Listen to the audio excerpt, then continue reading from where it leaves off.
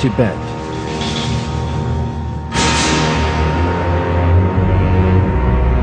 A land where Buddhism rules.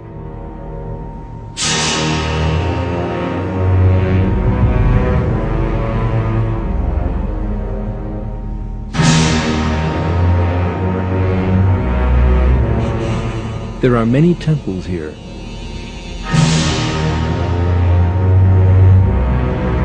They are all decorated with gold and precious stones, and possess an extravagant appearance.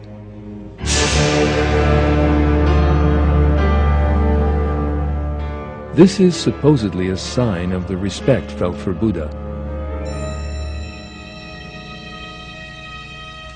This display in wealth, however, is in sharp contrast to the poverty of the people.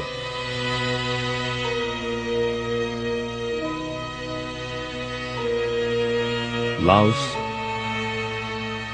Nepal, India. Buddhism is also widespread in these countries, and the same stark contrast can also be seen in them. Magnificent, wealthy temples and poverty-ridden peoples.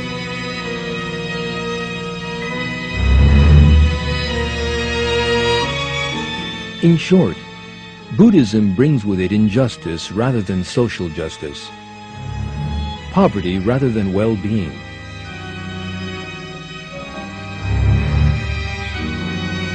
One of the most striking aspects of Buddhism is its strange, superstition-filled rituals.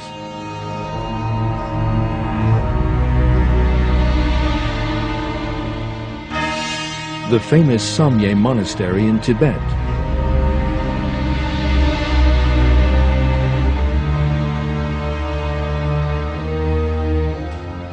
A ceremony is taking place here.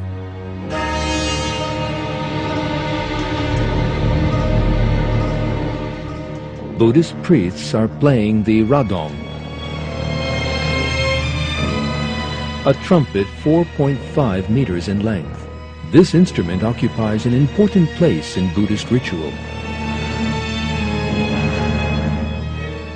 The Jokhang Temple. People are performing a Buddhist ritual. Bowing down before a statue of the Buddha, they fulfill the obligations of their twisted pagan religion. Buddhists in this temple in Kathmandu blindly continue the traditions handed down from their forefathers, never questioning them in any way.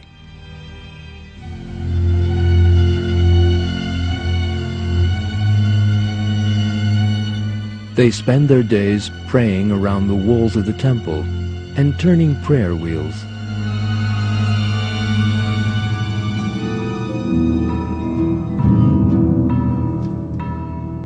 There are hundreds of flags outside Buddhist temples. These are prayer flags. According to Buddhist superstitious beliefs, the prayers written on these flags are cast around by the wind. Buddhists thus imagine that they have done something meritorious. This, like other Buddhist beliefs, is a superstitious myth. Because Buddhists who deny the existence of God cannot even say who they are praying to.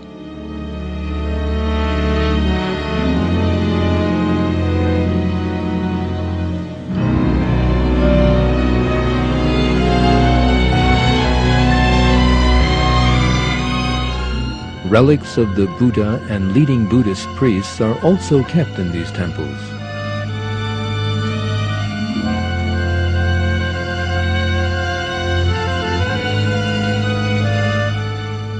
Buddhists entering their temples worship the statues of the Buddha.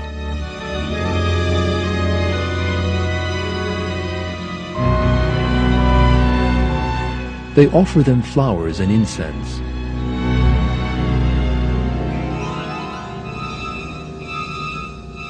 Buddhists regard all these rituals as a way to salvation, but they are gravely mistaken.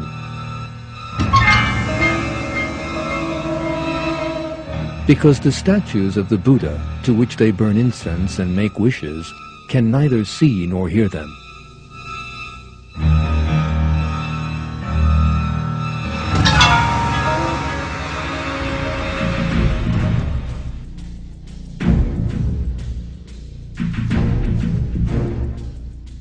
The warnings that the prophets issued to pagans in the past also apply, therefore, to present-day Buddhists.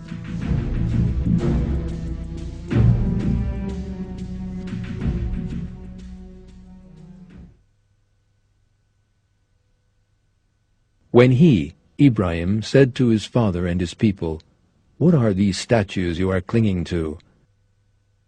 They said, "We found our fathers worshipping them." He said, "You and your fathers are clearly misguided."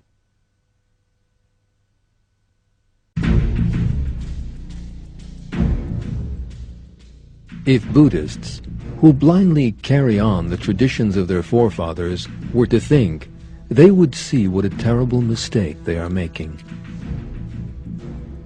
The Buddha they worship is helpless and mortal, just like all human beings.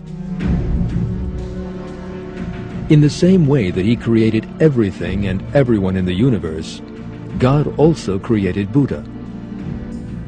The only entity worthy of being served is the Almighty God.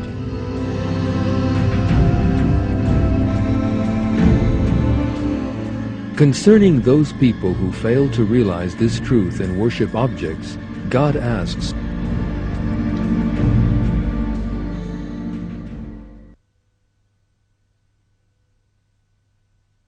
do they make things into partner gods which cannot create anything and are themselves created, which are not capable of helping them and cannot even help themselves?